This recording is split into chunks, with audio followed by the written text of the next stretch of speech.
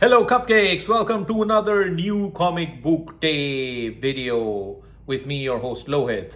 This week was a big week for me, so we've got the DC KO stuff, we've got a lot of DC books, we've got Marvel, we've got Dark Horse, we've got Titan, we've got Image, we've got everyone. So, Thundercats, ho, let's go!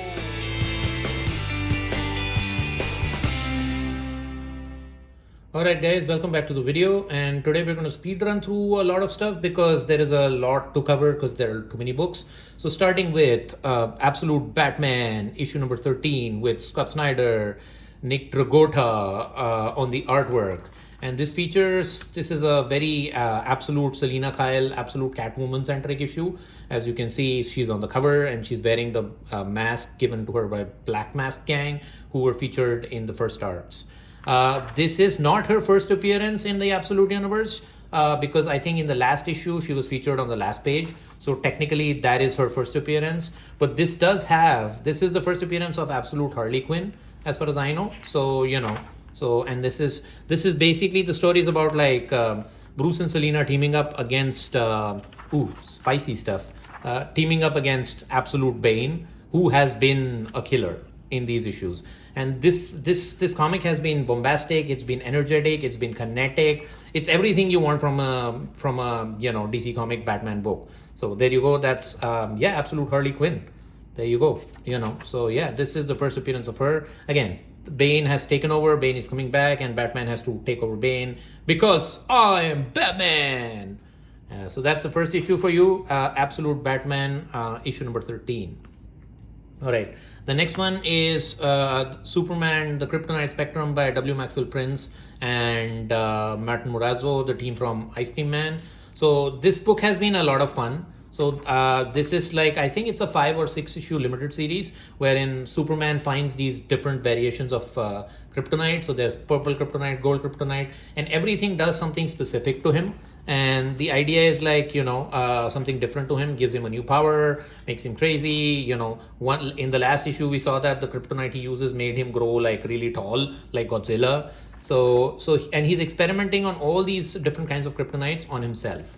So this is a conclusion of that. Again, if you like Ice Cream Man, if you like Martin Morazzo, if you like the DC Universe, and this features probably a team up with Shazam too. So that's pretty cool. Playdate of the Titans. So yeah, really curious to check this out. But that is Superman, the Kryptonite Spectrum for you. All right. Next one are these DC KO books I got. So DC KO is the new DC event which kicks off starting this week. I have done an unboxing view on the channel, which is a separate video. So please be sure to check that out. Give it a like and comment on it. I also talk a little bit about what DC KO is and what do you need to read before DC KO just to get into it. But this is the new DC event. And this is by Snyder. Javi Fernandez is doing the art. So yeah, this is my foil variant, the AEW variant featuring Lobo and the Hangman, who's the wrestler. And then this is my Dan Vora bracket variant featuring the heroes from the DC universe. So all right, then let's jump on to Titan books. So in Titan books we have Conan the Barbarian.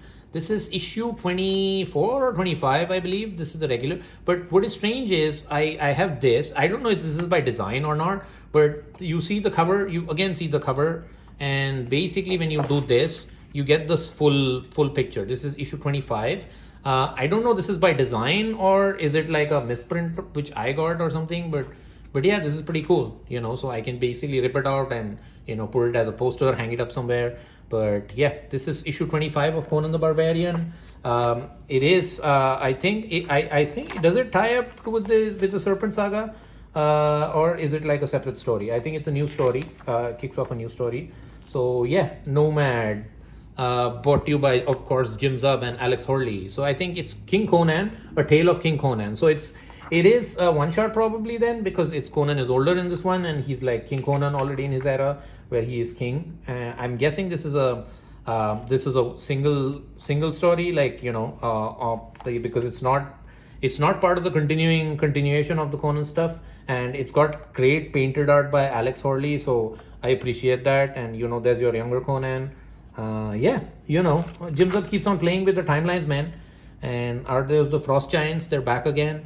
So yeah, I don't know what's going on in this. It's not part of the regular continuity, Conan. Yeah, but I'm sure like, Jim Zub will explain it. So yeah, this is pretty awesome. That is Conan the Barbarian, issue 25. All right, the next one from Titan again. This is the hard case crime stuff. Is the Heat Seeker Exposed, issue number 3. So this is about Dahlia Racers, and it's yeah, she's basically an assassin for this is her. She's like she's being hunted and she's on the run, and she takes her clothes off for no reason at all. So there you go. So yeah, this has been a fun book. It's a pulpy fiction book. It's like action. It's got a lot of nudity, but it's got a lot of action. So if that's your taste, then go for it. I have loved every issue of this. It reminds me of the 60s James Hadley Chase books, which my dad used to read. But yeah, this has been awesome. This has been amazing. It's a fast-paced action movie with this character of Dahlia Racers at the center. And there's a lot of, if you want to check out Gun Honey and you're not sure, there are a lot of these trade paperbacks. There are almost like 5 of them. So this is the main series, and this is the Dahlia Racer series called Heat Seeker. So this is Heat Seeker Exposed for you. This is issue number 3. All right, let's jump on to Image. So Image, we've got Dan Mora kicking ass and taking names, and Robert Kirkman on Transformers issue 25. So Daniel Warren Johnson and Jorge Corona have left the book now, and this is being taken over by Robert Kirkman himself and Dan Mora. Oh, Jorge Corona is still there. I see like he's credited. The cover is a Daniel Warren Johnson cover, so I think that they're still there. They're still doing like bits and pieces here. But I think this begins the new Kirkman era of Transformers, and Kirkman is doing a phenomenal job on World Rivals, and he's done Skin Breakers too. So he's writing a lot of stuff. So all hail Megatron, and that is Transformers ongoing issue 25 for you, with kicking off the Kirkman era. Okay, next one is another Image book. So this is Super Creep Show.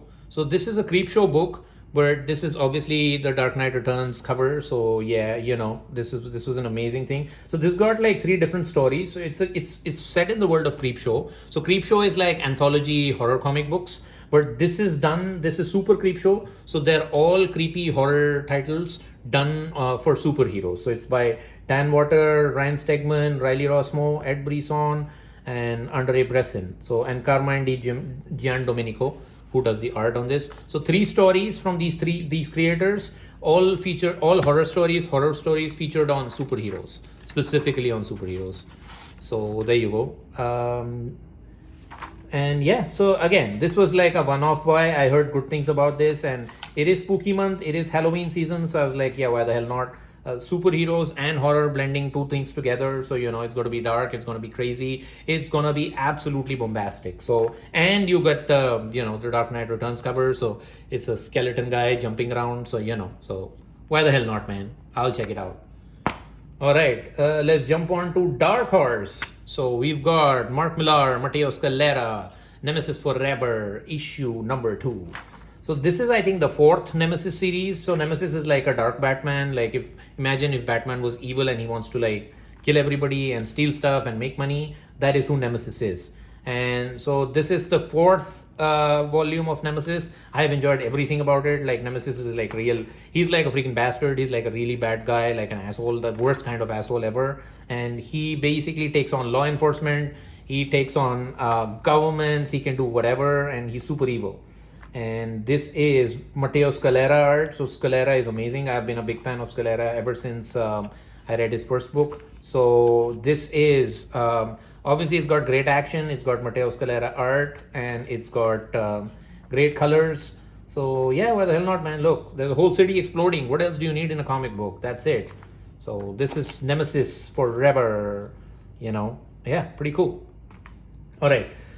Next, let's jump on to Marvel. The only Marvel book I got, which is The Punisher. This is not the regular Punisher. This is the Marvel Knights Punisher, The World to Come. So basically, Joe Quesada is doing like the Marvel Knights stuff at Marvel, He's come back and they are telling stories in this world to come. What is the world to come? They have not like clearly defined it for us, so we still don't know. But this is an alternate universe Punisher, and it's but done by Jimmy Palmiotti, and the art is Dan Panosian generally does the covers for Dynamite and stuff, but this time he's done the interiors. He's done the complete interior arts, and that's the reason for me to buy this book. And this is regular Punisher, so yeah, this is amazing Punisher book, and all Dan Panosian art from start to finish. This guy is phenomenal. I have so many covers by him, and if he's doing internal interior art books, then I'm there, because Panosian, look at that, man. That's the scene right out of Commando.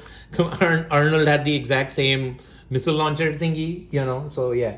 So this is Dan Panosian art, so it's going to be action packed, it's going to be bloody, it's going to be brutal, and yeah, that's the Punisher for you. So yeah, and there's also the regular Punisher, which is being done by, I think, Benjamin Percy in the Marvel Universe. I've covered that in the previous videos, but this is another take. So I am there for the Punisher. I am not reading everything from the world to come, but this one is definitely, up my alley, so definitely pick that up. All right. And the last book we have is Captain Planet. He's a hero. He's fighting Captain Pollution. So all the Planeteers are back together. So they formed, so Loot and Plunder took the Planeteers' rings. He made Captain Pollution. He becomes Captain Pollution by using their rings. Planeteers are like, we're divided. They get back together. They're like, okay, they form Captain Planet. And this is an all-out fight between Captain Planet and Captain Pollution, who's basically Loot and Plunder in this case. And with the Planeteers doing their stuff. So, so yeah, Dynamite has been, so this ends the first arc of Captain Planet, so this is by David Pepose, and David Pepose has been doing good on Space Ghost. He's doing Speed Racer, he's doing this. These were like my 90s jam, right? So because when I came back from school and I turned on Cartoon Network, you had Space Ghost, you had this, you had Silverhawks. And this is like a nostalgia trip for me. So, this has been amazing. So this ends the first arc of this particular run, where he fights Captain Pollution. And so, yeah, we'll see, man. I'll definitely, this has been pretty good, but, and I've been liking it for the most part. But then again, will I continue? Will I follow up? It completely depends on this issue and if it's good or not. So that's it. That's Dynamite Captain Planet issue number 6 for you. And that's basically it, guys. So thank you for checking out the video and thank you for staying till the end. If you are, whoever you are, you're pretty great. And please like and subscribe and please read DCKO, and I'll catch you in the next one. Thanks a bunch.